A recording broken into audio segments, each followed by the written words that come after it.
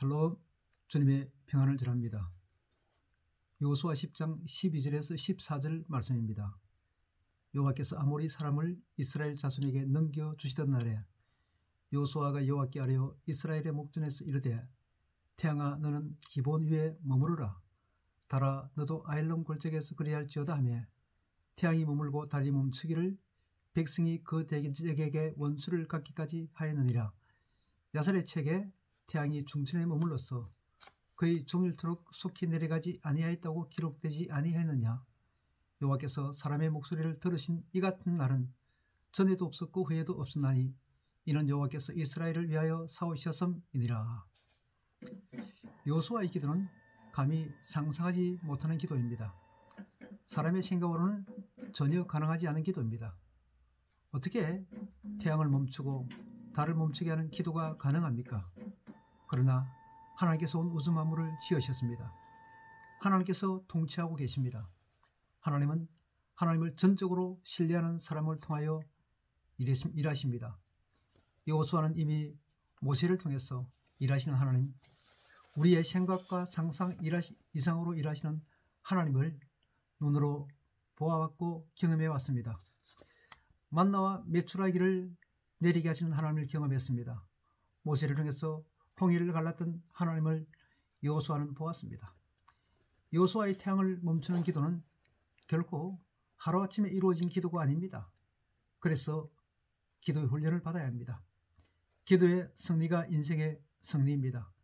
기도의 실력자가 진정한 인생의 실력자입니다. 능력자입니다. 오늘은 여호수아의 기도는 타이밍의 기도입니다라는 소제목의 말씀으로 말씀합니다. 전쟁에서 타이밍은 생명과 같습니다. 여호수아는 성세를 몰아 전쟁을 끝내야 한다고 생각했습니다. 그래서 태양을 멈추는 기도를 한 것입니다. 타이밍을, 그 때를 놓치면 낭패를 봅니다. 전쟁에서 패할 수 있습니다. 인생도 마찬가지입니다. 기회가 왔을 때 잡아야 합니다. 기회를 놓치면 다시 잡기가 어렵습니다. 기도해야 할 때 기도해야 합니다. 은혜 받아야 할 때 은혜 받아야 합니다. 실패하는 사람의 중요한 특징이 있습니다. 무엇일까요? 때를 잘 분간하지 못하는 것입니다. 지금이 무엇을 할 때인지 어떤 때인지 못해 실패를 반복합니다. 사랑하는 여러분, 때가 반드시 있습니다. 때는 언제까지 머물러 있지 않습니다. 곧 지나갑니다. 우리가 그 때를 붙잡지 않으면 때를 놓치고 맙니다. 하나님은 오늘 우리에게 기회를 주셨습니다. 너희 때가 왔다고 말씀하십니다. 여호수아 10장 12절에 여호와께서 아모리 사람을 이스라엘 자손에게 넘겨주시던 날에, 하나님께서 이 날에 아모리 백성을 이스라엘에게 넘겨주시겠다고 약속하셨습니다. 하나님의 결제가 났다면 상황과 형평과 관계없이 이루어집니다. 여호수아는 하나님의 약속의 말씀을 확신했습니다. 그래서 때가 왔을 때 담대하게 기도하고 집중력을 발휘해 도망가는 연합군을 쫓아가 진멸했습니다. 때를 확인했으면 집중력을 발휘해야 됩니다. 하나님이 붙여주겠다 약속하셨으면 이미 끝난 것입니다. 직장도 사업도 마찬가지입니다. 하나님의 부르심을 들었으면 정면으로 승부해야 됩니다. 그때까지 계속하느냐 마느냐로 고민하고 있으면 기회는 사라지고 맙니다. 때가 왔을 때 무조건 붙잡고 집중력을 발휘해야 합니다.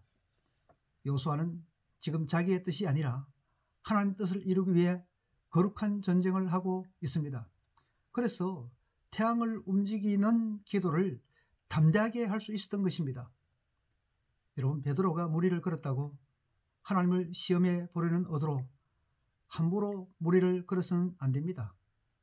그러면 어떻게 될까요? 죽게 됩니다. 태양을 움직이는 기도, 이 기도는 결코 하루아침에 나오는 기도가 아닙니다.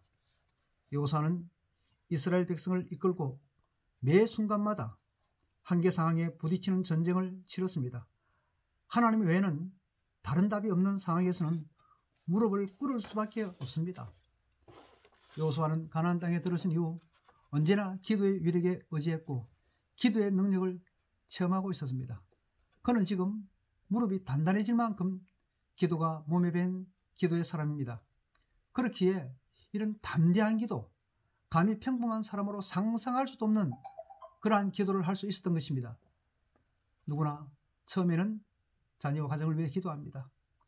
그러다가 기도가 깊어지고 지경이 넓어지면 내가 사는 도시, 이웃, 나중에는 나라와 세계를 위해서 기도하게 됩니다. 이렇게 조금씩 기도가 강력해지면 한 나라의 통치자를 움직이는 기도도 할 수 있게 됩니다. 여호수아처럼 스케일이 큰 기도를 할 수 있게 되는 겁니다. 사랑하는 여러분, 기도의 세계에서 하나님을 경험하십시오.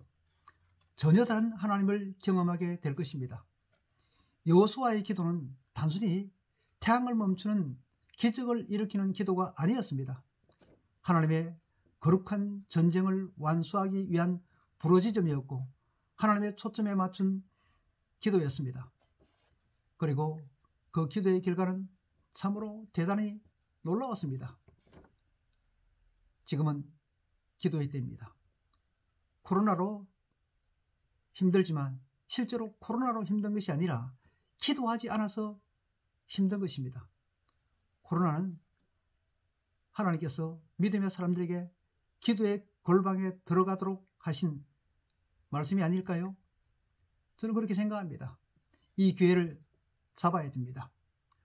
또 마지막 때입니다. 주님 오실 때가 지극히 가까웠습니다. 우리의 마음을 새롭게 하고 하나님 앞에 설 수 있는 그러한 사람으로 준비되어야 됩니다. 사람들이 심심하다고 합니다. 그러나 믿음의 사람들은 심심할 틈이 없습니다. 기도해야죠. 신부단장해야죠. 지금은 사람들을 마음대로 만날 수도 없습니다. 그리고 마음대로 모일 수도 없습니다. 다시 말씀드립니다. 코로나는 하나님께서 하나님의 백성들을 골방으로 집어넣는 중요한 말씀입니다. 기도하는 사람에게는 코로나가 엄청난 기회가 될 것입니다. 하나님은 결코 실수하지 않습니다. 이 좋은 기회를 놓치지 마시고 내 삶에서 하나님께서 온 우주를 만드신 그 하나님인 것을 경험하는 기회로 삼으시길 바랍니다.